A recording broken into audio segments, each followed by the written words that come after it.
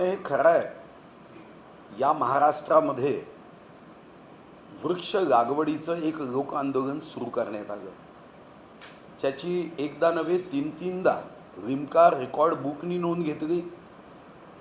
आपण यासाठी जी green army केली त्याच्यावर 61 लक्ष वृक्षप्रेमी व पर्यावरणप्रेमींनी नोंद केली. हे एक जन आंदोलन होतं, वृक्ष आंदोलन होतं, वृक्ष सत्याग्रह होता. ग्लोबल वॉर्मिंग व क्लायमेट चेंज सारखे शब्द वारंवार उच्चारले जात होते, याची चिंता व्यक्त केली जात होती. पण सुरुवात व्हावी या दृष्टीने वन विभागाने सर्व विभाग, NGO, सामाजिक संस्था, पर्यावरणप्रेमी या सर्वांना एकत्र करून या कार्यक्रमाचा शुभारंभ केला, सुरुवात केली.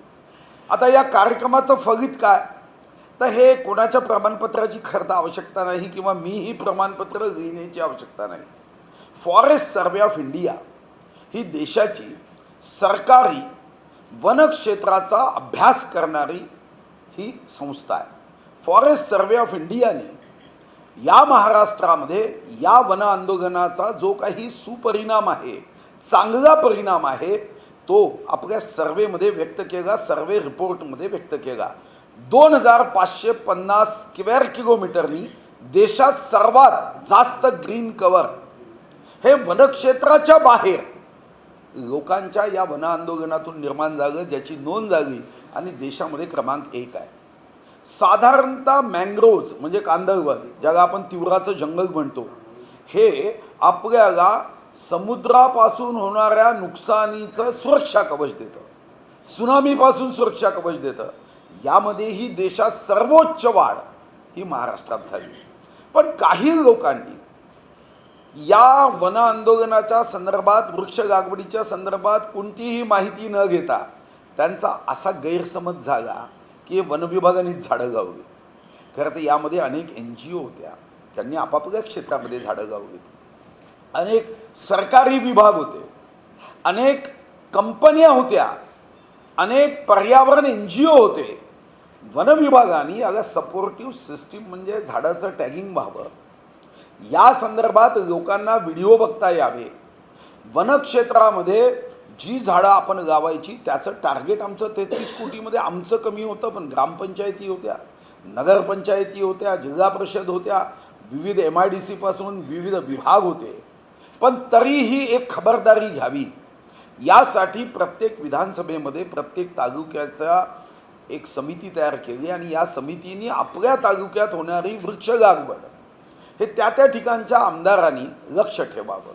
कारण एक गोष्ट खरी आहे, वृक्ष लावल्यानंतर त्याच्यामध्ये 5 वर्षात 65% वृक्ष वाचतात, 35% मर होते आणि ही नैसर्गिक प्रक्रिया आहे, ही प्रोसेस आहे. आता काही लोकांचा गैरसमज असा झाला की झाडं लावली म्हणजे 100% त्या वर्षी पासून पुढच्या 5 वर्षापर्यंत जगतील का, तर जगत नसतात. 35%ची मर असते. पण याचा अर्थ असा नव्हे, ज्या ठिकाणचं जे रोपटं मरतं किंवा जे रोपटं नष्ट होतं त्या ठिकाणी दुसरं रोप लावावं लागतं. पण आरोप केले. मग महाविकास आघाडी असतानाच जेव्हा हा विषय विधानसभेत आला आणि विधानसभेत एका पक्षाच्या नेत्यांनी की याच्यावर एक समिती करावी, मी स्वतः उभा राहिलो आणि सांगितलं समिती करा, आवश्यकता असेल तर 5 न्यायमूर्ती लावा, कारण हे ईश्वरीय कार्य आहे. या ईश्वरीय कार्याला कोणीही अशा पद्धतीने गालबोट गावता कामा नये. हे आजही रेकॉर्डमध्ये विधानसभेचे आहे.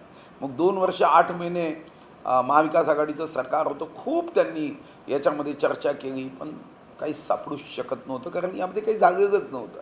आणि गैरसमज काही ठिकाणी तर असे होते की एका ठिकाणी मियावाकी म्हणजे जपानची वन लावण्याची ही पद्धत आहे, ज्याला आपण आता अटल आनंद घनवन म्हणतो. 1 एकरमध्ये साधारणतः नॅचरली आपण 400 झाडं लावतो, 400 ते 600. इथं मात्र विविध प्रकारचे 13,000 झाडं 1 एकरमध्ये लावायची ही नवीन पद्धत जपानने विकसित केली. आता काही ठिकाणी छत्रपती संभाजीनगरसारख्या क्षेत्रात वन विभागाची जमीन कमी आहे आणि म्हणून काही लोकांनी मियावाकी म्हणजे अटल घनवन लावलं, त्याच्यावरही टीका केली, इतक्या जवळ झाडं लावतात का.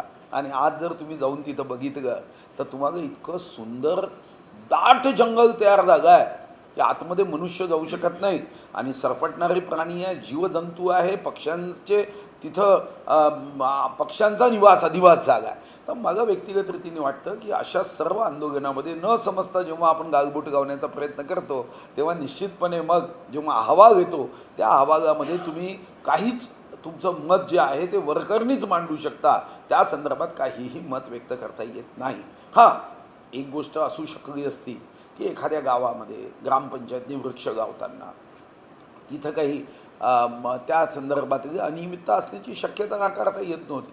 पण या वृक्ष लागवडीलाच एकूण गालबोट गावण्याची जी काही भूमिका होती ती उचित नव्हती, कारण यामध्ये टेंडर प्रोसेस नव्हती.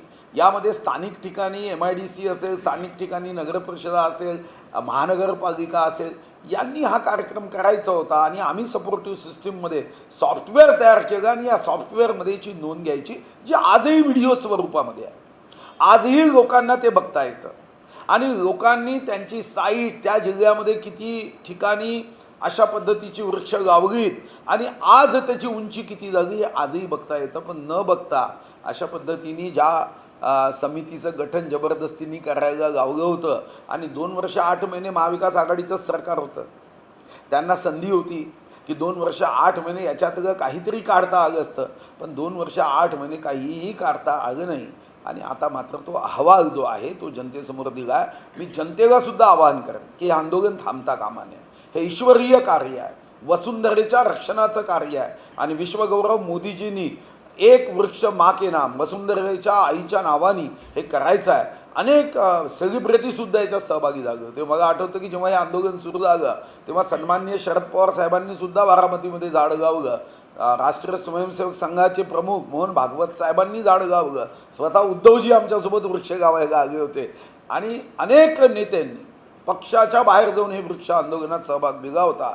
पण नंतर काही कालांतराने त्यांच्याच पक्षातल्या काही लोकांच्या मनात शंका निर्माण करून त्यांनी काही प्रश्न उपस्थित केले, पण आता त्याचं निराकरण होईल हा विश्वास आहे. अंबादासांनी असं म्हणलंय की या सरकारमध्ये जे भ्रष्टाचार होतात त्या संदर्भातल्या ज्या चौकशी समिती नेमली जातात तर प्रत्येक मंत्र्यांना नियुक्ती देण्याचं काम सरकार करतं. नाही, पण 2 वर्ष 8 मध्ये त्यांचंच सरकार होतं.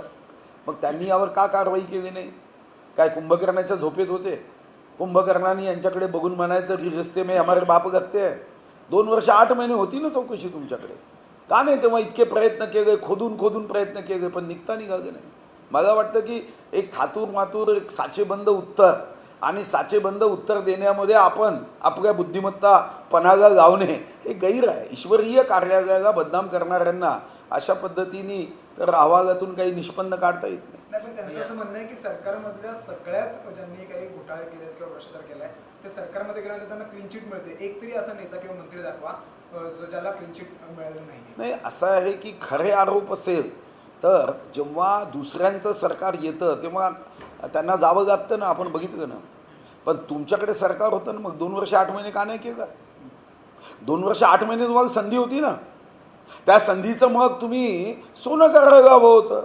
पण तुम्ही एवढ्या बैठका घेतल्यानंतर मग का तुम्हाला काही प्रश्न उपस्थित करता आले नाही? एक साचेबंद उत्तर देऊन इतक्या ईश्वरीय कार्याला बदनाम करण्याचं काम कोणी करता कामा नये. आणि यामध्ये आजही आमदारांच्या समित्या आहे. आजही एखाद्या ठिकाणी 2 वर्ष 5 वर्षापूर्वीची घटना झाली असेल तर तुम्हाला आजही सर्व पक्षीय आमदार आपापल्या ठिकाणी अध्यक्ष आहे, त्यांना आजही करता येतं. पण असं साचेबंद उत्तर देऊन काहीतरी नरेटिव्ह सेट करायचा, गैरसमज निर्माण करायचा, आत्ता मला वाटतं की हा एक सामाजिक कॅन्सर खोटं बोलण्याचा काही लोकांनाही व्यसन जडलं आणि हे चांगलं नाही. क्लीन चिट देताना कुठेतरी यामध्ये त्रुटी देखील सांगितल्या अशा प्रकारचं विधान नाही, त्रुटी काय सांगितलं? त्रुटी एवढीच सांगितली की ज्या नगरपंचायती नगर परिषदा आहेत त्यांनी काही ठिकाणी 6 फुटाचं झाड गावलं, काही 3 फुटाचं गावलं, काही 4 फुटाचं गावलं. ते असं म्हणाले आता त्यांनी आपापल्या आर्थिक परिस्थितीनुसार त्या ठिकाणचा कार्यक्रम आयोजित केला. तर ते म्हणाले की जरा थोडी मोठी झाडं गावावी या संस्थांनी. याचा वनविभागाशी दुरान्वय संबंध नाही. सर, एक हर्षवर्धन पाटलांनी एक धक्कादायक असं विधान केलं की इचलकरंजी म्हणजे पाकव्याप्त काश्मीर आहे. या विधानाविषयी काय म्हणाल? नाही, असं कोण म्हणालं मला माहीत नाही. हर्षवर्धन पाटील तुमचे सहकारी, तुमचे मित्र बोलले. नाही, मग हर्षवर्धन पाटलांना विचारलं पाहिजे की याचा अर्थ एवढ्यापुरताच मर्यादित घेतला पाहिजे की काही एखाद्या क्षेत्रामध्ये जर काही घटना अशा घडतात की आपल्याला स्वतंत्र भारतामध्ये संविधानाच्या बाहेर जाऊन जाती धर्माच्या आधारावर आम्हाला काही विशेष सवलत आहे या भावनेने जर कोणी काही वागत असेल तर असा शब्द कदाचित त्यांनी वापरला असण्याची शक्यता नाकारता येत नाही. पण कायदा सुव्यवस्थेचा जिथं प्रश्न असतो तेव्हा आमच्या या स्वतंत्र भारताची आमची एकूणच प्रशासन, पोलीस व्यवस्था अशा सर्व वृत्तीला ठेचून काढेल. विधान परिषद निवडणुकीमध्ये भाजपला मुस्लिम मतं जी आहेत ती कशी चालतात असा सवाल जो आहे तो जितेंद्र आव्हाडांनी उपस्थित केला. मला वाटतं हा प्रश्नच कशा पद्धतीने आहे. कोणी सांगितलं की भाजप मुस्लिम धर्माविरोधी आहे? हा जो गैरसमज काँग्रेस किंवा शरद पवार साहेबांच्या गटाच्या माध्यमातून मताच्या तुष्टीकरणाकरता हा प्रयत्न केला जातो. भारतीय जनता पार्टीने मुस्लिमाची मतं नको किंवा मुस्लिम धर्म याला भाजपचा कधीच विरोध नाही. आम्ही जेव्हा एखादा रस्ता करतो तेव्हा काय पाठी गावतो की फक्त हिंदू धर्माच्या लोकांनाच या रस्त्यावरून गाडी चालवता येईल, समृद्धी महामार्गावर जाता येईल. 1500 रुपये आपण देतो आहे तेव्हा काय पाठी गावली आहे की यामध्ये फक्त एका विशिष्ट धर्माच्याच महिलांना 1500 रुपये दिले जाईल. जेव्हा शिक्षणाच्या फीची सवलत आम्ही इकॉनॉमिकली विकर सेक्शनसाठी जेव्हा देतो आहे तेव्हा काय आम्ही धर्माचा आधार घेतो काय? मुसलमानांची मतं नको वगैरे अशा पद्धतीचा जो विमर्श आहे, नरेटिव्ह आहे, हा मुद्दाम सेट केला जातो. कोणी सांगितलं? भारतीय जनता पार्टीमध्ये सुद्धा अल्पसंख्याक आघाडी आहे. कितीतरी चांगले मुस्लिम कार्यकर्ते, देशभक्त कार्यकर्ते जे वंदे मातरम म्हणतात, भारत माता की जय म्हणतात, ते कार्यकर्ते भारतीय जनता पार्टीच्या या सेवाभावी राजकीय क्षेत्राला मदत करण्याचं काम करतात. मुस्लिमांची मतं नको म्हणजे काय सांगितलं? तुम्ही मुस्लिम बांधवांच्या मनामध्ये जर विष कागवण्याचा प्रयत्न करता, तुम्ही आतंकवाद्याची बाजू घेऊन कधी म्हणता अफजल गुरुला फाशी देऊ नका, हे तुष्टीकरणाचं राजकारण आहे. आमच्या दृष्टीने जो वाईट वागेल, मग तो औरंगजेब असेल की रावण असेल, त्या विरुद्ध भारतीय जनता पार्टी नेहमीच राहील. औरंगजेबाच्या विरुद्ध यासाठी आहे की तो स्वतः आलमगीर आणि गाजी समजायचा, त्यांनी धर्मांतरण जबरदस्तीने सुरू केलं. रावण हा पंडित असेल पण रावणाने ज्या पद्धतीचं कृत्य केलं त्याला माफी कशी असू शकते? रावण हिंदू आहे, मग रावणाच्या विरुद्ध जर काही केलं म्हणजे काय हिंदू विरोधी कृत्य होतं? औरंगजेबाच्या विरुद्ध केलं म्हणजे मुस्लिम विरोधी कृत्य होईल. हा जो आपला जो मेंदू आहे त्याचा जीबी कमी असेल तर मात्र असे प्रश्न उपस्थित होतात. काँग्रेसचे जे फुटीर आमदार होते, ज्या काँग्रेस आमदार फुटले, त्यांनी क्रॉस वोटिंग केलं, त्यांचा अहवाल देखील दिल्लीला प्राप्त झाला.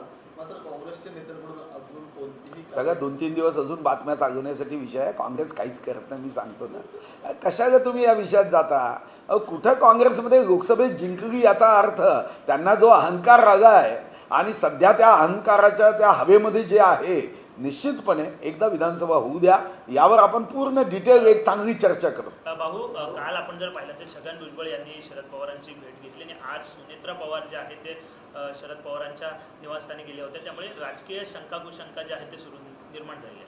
नाही, मला वाटतं की राजकीय कुशंका तुम्ही मी बाहेर चर्चा करून करण्यापेक्षा अजितदादाच्या संदर्भामध्ये अजितदादांनाच एकदा विचारून घ्या. कारण भुजबळ साहेब प्रफुल्लभाईंना सांगून गेले तसं सुनेत्राताई अजितदादांना सांगूनच जाईल. त्यामुळे अजितदादाला जर विचारलं की काय चाललं आहे, शेवटी त्यांच्या कुटुंबामध्ये आपल्याला माहिती आहे की सुप्रियाताईसुद्धा निवडणुकीच्या दिवशी अजितदादांच्या घरी गेल्यात. याला राजकारण किंवा याच्यामध्ये काहीतरी शिस्त आहे याचा भाव आणि मला तर वाटत नाही की काहीतरी भाव आहे आणि काहीतरी शिजत आहे असं होण्याची शक्यता नाही. अजितदादांनी अतिशय काल स्पष्टपणे सांगितलं की ज्यांना कोणाला असं वाटतं सोडून जायचं आहे त्यांनी सोडून जावं. माझ्याकडे अनेक कार्यकर्ते उत्तम दर्जाचे आहेत, त्यामुळे हा प्रश्नच उपस्थित होत नाही. आता अजितदादांवर तर त्यांच्या विषयाच्या संदर्भात त्यांच्यावर विश्वास ठेवणं हे उत्तम पत्रकारितेचं लक्षण आहे. भाऊ, नवाब मलिक अजितदादांबरोबर आहेत आणि विधानसभेत देखील निवडणुकीत तिकीट दिसतील असं विधान अजित पवारांनी केलं आहे. तुम्ही देखील विरोध केला होता भाजपने नवाब मलिकांना सुरुवातीला. असं आहे, आदरणीय देवेंद्रजींनी आपली भूमिका दूरध्वनीच्या माध्यमातून, प्रत्यक्ष भेटून आणि लेखी पत्राच्या माध्यमातून भूमिका व्यक्त केलेली आहे. पण उद्या स्वातंत्र्यवीर सावरकरांबद्दल अतिशय निम्न नव्हे नीच शब्दामध्ये काँग्रेसनी स्वातंत्र्यवीर सावरकर हे आमच्या महाराष्ट्राचं भूषण आहे त्यांच्या विरुद्ध म्हटलं म्हणून काही उद्धव ठाकरे साहेबांनी या संदर्भात आपलं मत व्यक्त केलं. तसंच या ठिकाणी आम्ही आमचं मत व्यक्त केलं.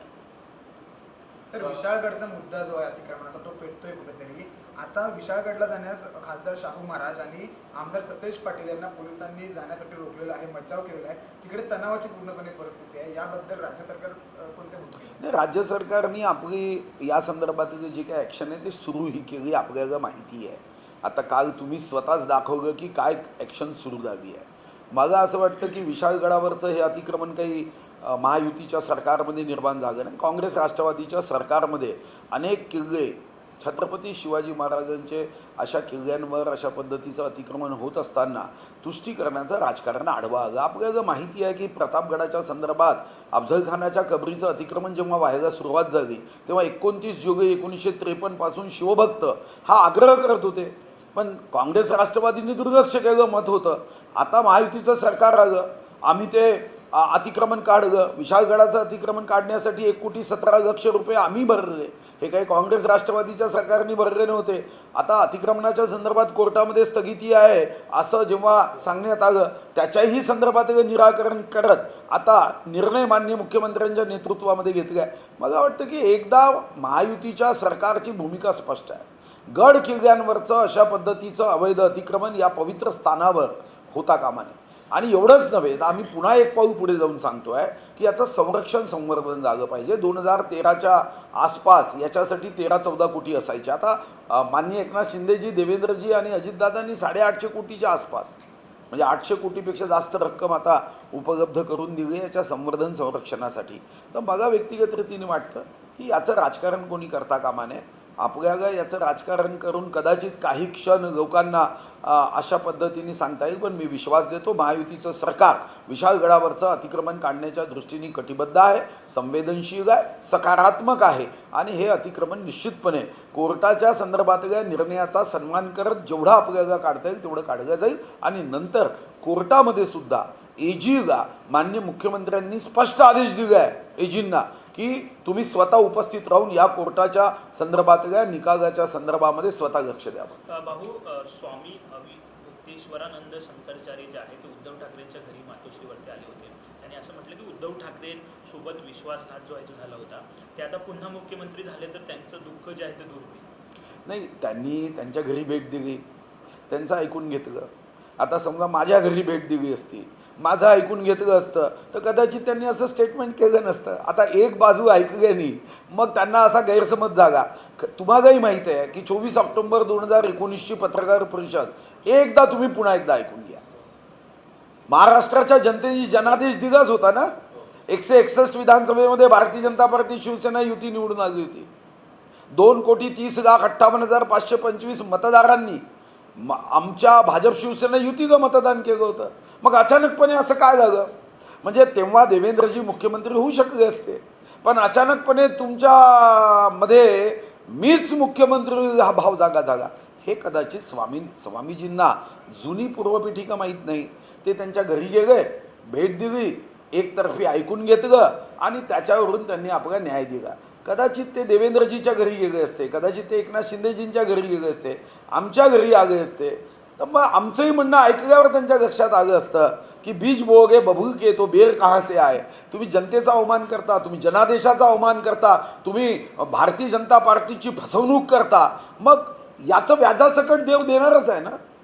मग बीज बोगे बबूल के तो बेर कहाँ से आहे. तुम्ही जे विश्वासघाताचं बीज गावलं त्या झाडाला तुमचं मुख्यमंत्री पद जाणं हे तर मला वाटतं की आपली जी सृष्टी आहे त्या सृष्टीला हेच मान्य राहणार.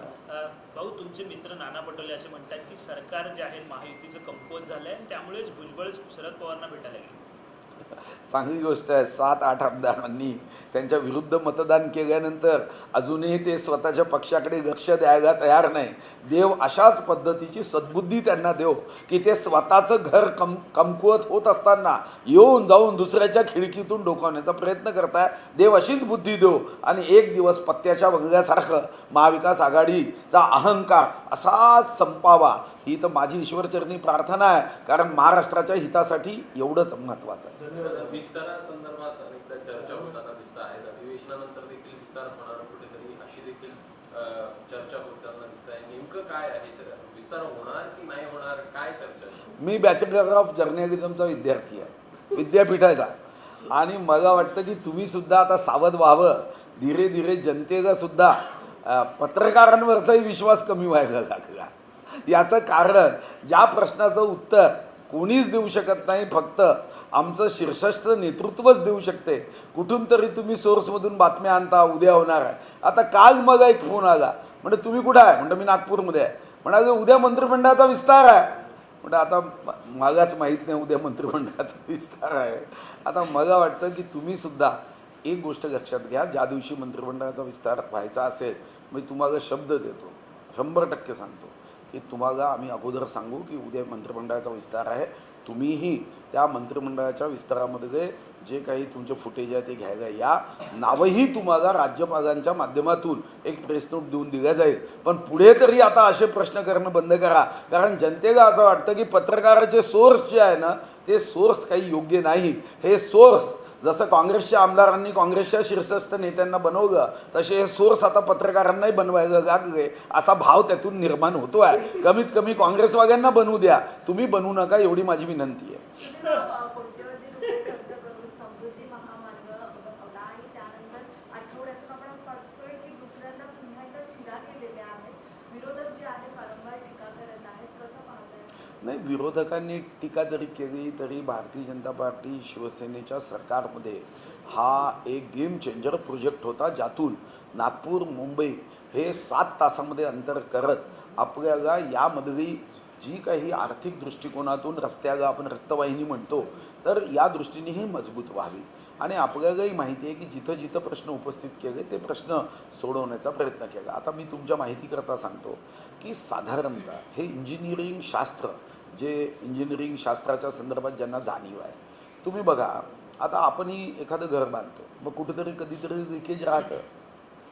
असे आज जर तुम्ही मुंबईच्या आकाशातून हेलिकॉप्टरमधून फिरला तर लक्षात येईल कितीतरी लोकांनी मोठमोठ्या 10 मजली 20 मजली इमारतीवर ताडपत्री टाकली. उद्या जेवढे मंत्र्यांचे बंगले असतील त्याच्यावरती ताडपत्री टाकली, कारण लिकेजेस आहे. ते 90% मंत्र्यांच्या बंगल्यावर ताडपत्री आहे.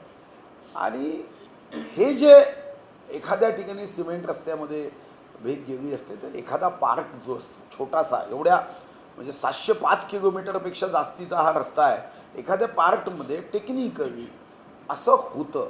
पण याला ज्यांना इंजिनिअरिंग सिव्हिल इंजिनिअरिंग माहिती आहे तर असं साधारणतः घडण्याची शक्यता इतक्या मोठ्या कामामध्ये नाकारता येत नाही. आणि मग अशा ठिकाणी हे पुन्हा तेवढा पार्ट जो आहे आवश्यक असेल तोही तपासला जातो, आणि आवश्यक असेल तर तेवढा पार्ट बदलला जातो. हा इथंच नाही, काँग्रेस राष्ट्रवादीची सरकार असताना असे अनेक पार्ट बदलले आहे. मला वाटतं की प्रत्येक गोष्टीत राजकारण केलंच पाहिजे, हा नवीन काही या 21व्या शतकातला पायंडा झाला आहे. त्याचंही उत्तर आहे. तुम्ही सायंटिफिक तुम्ही एखाद्या एक्स चीफ इंजिनियर जे आहे, रिटायर्ड चीफ इंजिनियर आहे, त्यांच्याकडून माहिती घेऊ शकतात. अनेक ठिकाणी असं होतं. आज मुंबईमध्ये 20 वर्ष शिवसेनेचं राज्य होतं, याही ठिकाणी काही रस्त्यांमध्ये अशा भेगा पडल्या, कारण साधारणतः सिमेंट रस्ता करताना असं व्हायची शक्यता नाकारता येत नाही, ती एका छोट्या पार्टपुरती असते. धन्यवाद. हो, सर्वे संदर्भात देखील काल चर्चा होताना दिसली. एकूण सांग. 288 जागा ज्या आहेत त्यावर आम्ही सगळे सर्वे करणार आहेत अशा प्रकारचं विधान अजितदादांनी देखील केलेलं आहे. एकूण सगळेच पक्ष आता सर्वे करताना दिसणार आहेत. कशा प्रकारे बघता आहे या सगळ्या सर्वेंकडे? नाही, मी तुम्हाला एक गोष्ट अतिशय स्पष्टपणे, स्फटिकापेक्षाही जास्त पारदर्शकपणे सांगतो आहे. आता हा विश्वास ठेवायचा की नाही हा तुम्ही ठरवायचा आहे, की महायुती एकत्रितपणे एकसूर समन्वयाने जागांसाठी कोणताही वाद न करता एकनाथ शिंदेजी, देवेंद्रजी आणि अजितदादा एकत्रित चर्चा करून आम्ही पुढे जाणार आहोत. पण जेव्हा पुढे जायचं आहे तेव्हा एक गोष्ट खरी आहे की लोकसभेच्या निवडणुकीत जागेची संख्या जर लक्षात घेतली तर आम्ही कमी आहोत. मतांची संख्या घेतली तर अजूनही एक गोष्ट मतदारांनी आम्हाला जाणीव करून दिली आहे की तुम्ही काही गोष्टींमध्ये बेसावध राहू नका, तर तुम्ही पुन्हा राज्यात येऊ शकता. महाराष्ट्रामध्ये 2,50,00,000 राऊंड फिगरमध्ये महाविकास आघाडीला मतं आहे. 2,48,50,000 ही मतं महायुतीला आहे. मुंबईमध्ये 26 लक्ष मतं महायुतीला आहे आणि महाविकास आघाडीला आमच्यापेक्षा कमी म्हणजे 24 लक्ष आहे. आता फक्त आम्हाला यामध्ये काही बदल केले पाहिजे. जसं महाविकास आघाडी तुम्ही बघितलं असेल, अतिशय नरेटिव्ह खोटं बोलण्यामध्ये जर आता ऑलिम्पिकमध्ये एखादं गोल्ड मेडल ठेवलं तर हे महाविकास आघाडीलाच प्राप्त होईल. शेवटच्या दिवशी विधानसभा अधिवेशनाच्या काय भाषणं केली, म्हणजे अगं आता चातुर्वर्ण्य येणार. म्हणजे तुमचा संविधानावर विश्वास नाही आहे. संविधान आल्यानंतर या देशात कोणी माईचा लाल, जगाची कोणतीही शक्ती चातुर्वर्ण्य येऊ येऊच शकत नाही. पण मुद्दाम असा एक तयार करायचा. मनुस्मृतीबद्दल दीपक केसरकरजी एक संयमी सुसंस्कृत मंत्री, त्यांनी सुद्धा एकदा नव्हे चारदा सांगितलं की कोणत्याही मनुस्मृतीचा कोणताही श्लोक हा आमच्या शिक्षण पद्धतीमध्ये असणार. पण तरी जबरदस्तीने म्हणू म्हणू म्हणू म्हणू म्हणजे जेवढा महायुतीचे नेते याच्यावर चर्चा करत नाही त्यापेक्षा जास्त करतात. तर याच्यापासून सावध आम्हाला राहावं लागणार आहे. कार्यकर्त्यांना सावध करावं लागणार आहे. आणि म्हणून आमच्या महाविकास आघाडीच्या विरुद्ध महायुतीने एकत्रित येऊन प्रत्येक पक्षाने आपापल्या पद्धतीने सर्वे करायचा आहे. कारण असं होऊ शकतं की एखादी जागा आज राष्ट्रवादीकडे आहे पण ती आज आम्हाला भाजपला अनुकूल आहे. एखादी जागा अशी असू शकते की आज भाजपनी लढवली होती, भाजप तेव्हा पराभूत झाली, पण आज कदाचित अजितदादाच्या गटाला ती अनुकूल असू शकते. आणि म्हणून प्रत्येक पक्षाने 288चे सर्वे करायचे आहे. समन्वयाने जिल्ह्यामध्ये महायुतीच्या बैठका होणार आहे, विभागीय मेळावे महायुतीचे होणार आहे, आपापल्या पक्षाच्या कोर टीमच्या दृष्टिकोनातून प्लॅन होणार आहे. पण एक गोष्ट मी हमखास सांगतो, कोणी कितीही प्रयत्न केला, कोणी कितीही बातम्या पेरण्याचा प्रयत्न केला, विमर्श म्हणजे नरेटिव्ह निर्माण केला की आमच्यामध्ये काहीतरी गडबड आहे, ती गडबड राहणार नाही. जनतेच्या हितासाठी आम्ही गरीबों के सम्मान में, किसानों के सम्मान में, बहनों के सम्मान में, विद्यार्थिनियों के सम्मान में महाराष्ट्र महायुती की सरकार मैदान में आम्हाला जिल्ह्यात गावागावात लोकांपर्यंत पोचवायचं आहे. दुर्दैवाने महाविकास आघाडी हे खोटं बोलण्यामध्ये तरबेज आहे आणि ते ज्या पद्धतीने राजकारण करण्याचा प्रयत्न करत आहे त्याला उत्तर हे जनताच देईल. आज त्यांना इतका अहंकार आला आहे की आम्हाला ते विधानसभेत म्हणाले की हे तुमचं शेवटचं अधिवेशन आहे. हा अधिकार त्यांना नाही. हा अधिकार ज्या शेतकऱ्यांसाठी आम्ही 14,700 कोटीची वीज मोफत दिली ते शेतकरी ठरवणार आहे. 2,48,00,000 महिला ज्यांच्यासाठी 46,000 कोटीची योजना 1,500 रुपये प्रत्येकी दिली ते ठरवणार आहे. ते 84 लक्ष सोयाबीन कापूस उत्पादक शेतकरी ज्यांना हेक्टरी 5,000 रुपयाची मदत, 2 हेक्टरपर्यंत 10,000 रुपये आम्ही डायरेक्ट बेनिफिशरी ट्रान्सफर DBT करणार आहोत, ते 84 लक्ष शेतकरी ठरवणार आहे. 1 कोटी शेतकरी ज्यांना 6,000 रुपये केंद्राच्या सोबत आम्ही पाठवतो ते ठरवणार आहे. 10 लक्ष पदविका आणि डिग्री घेतलेल्या तरुणांसाठी जे आम्ही आता विद्यावेतन 10,000 रुपये 8,500 8,000 आणि 6,500 देण्याचा निर्णय केला आहे ते ठरवतील. महाविकास आघाडीचे कोणी आमदार किंवा नेते ठरवणार नाही की महाराष्ट्रात कोणाचं सरकार येईल. धन्यवाद. हो धन्यवाद तुम्हाला तेव्हा देईल जेव्हा तुम्ही पूर्ण दाखवाल. तुम्ही काय करता, बसवून ठेवता अर्धा तास, स्नान करायला जावता आणि मग